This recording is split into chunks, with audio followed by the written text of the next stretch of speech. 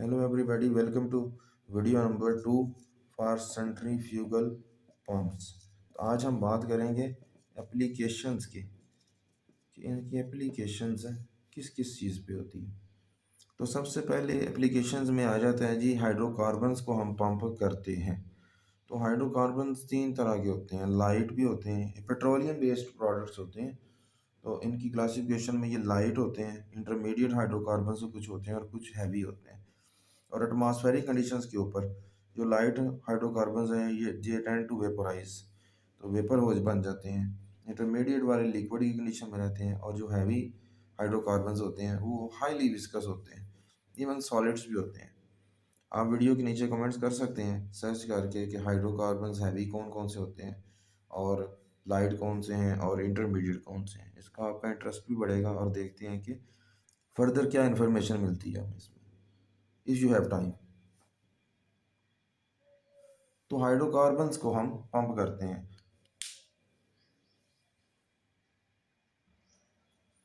Number 2 के ऊपर आ जाता है जी केमिकल्स। केमिकल्स में हमारे पास एसिड्स हैं, अल्कलाइंस हैं,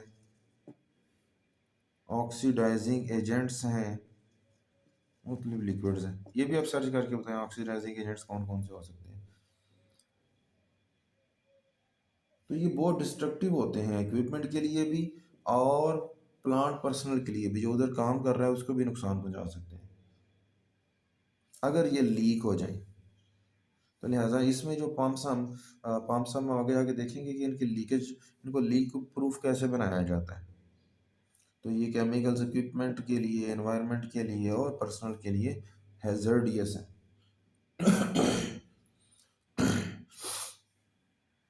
दुनिया में केमिकल्स के बहुत सारे हादसा हैं, उसके ऊपर मूवीज़ भी हैं, ड्रामाज भी हैं, सीजन्स भी हैं। तो इट इज़ वेरी मैंडेटरी कि हम इनको लीक प्रूफ बनाएं, लीक प्रूफ रहने चाहिए ये।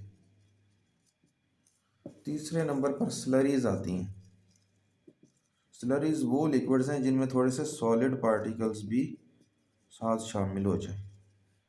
नॉर्मली इसमें जो लिक्विड होता है वो वाटर ही होता है, वाटर में सॉलिड पार्टिकल्स आ जाते हैं।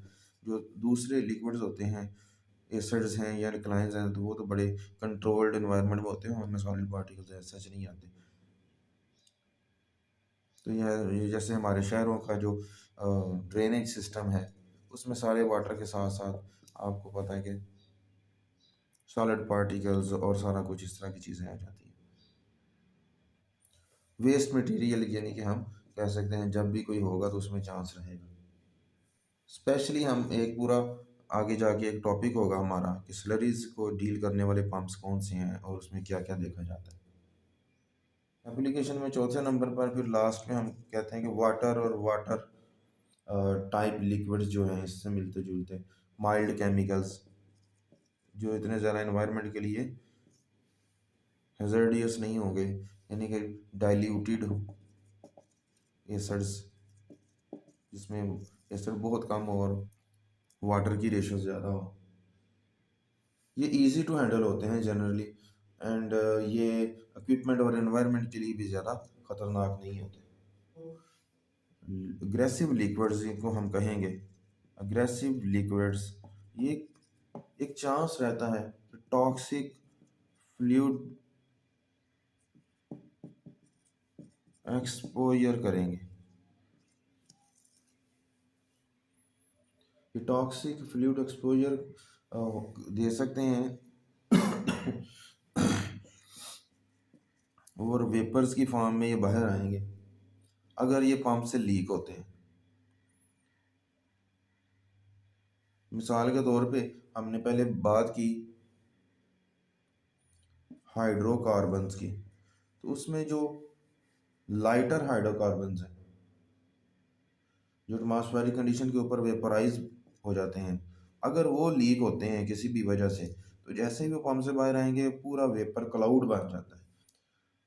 तो अगर वहाँ पे किसी भी वजह से स्पार्क होता है, किसी भी वजह से किसी ने सिगरेट पी ली है, इलेक्ट्रिकल स्विच है उसे ऑन या ऑफ किया है, तो ये वेपर क्लाउड पूरे का पूरा जैसे आग लग जाएगी और धमाके से ये वो पूरा एरिया जो है फट सकता है। तो बताने का मकसद ये है कि पंप्स जो हैं वो सिर्फ एक एफिशिएंसी नहीं उसमें देखी जाती या उसकी प्राइस नहीं देखनी, हमने एप्लीकेशन को बहुत ध्यान से देखना है और उसमें सेफ्टी का बड़ा ही ज़्यादा ख्याल रखना है। तो एनसी या एपीआई पंप्स में से कौन सा सिलेक्ट करना है, ये as an engineer, as a diploma holder या एज टेक्नीशियन हमें इन चीज़ों का भी ख्याल रखना है।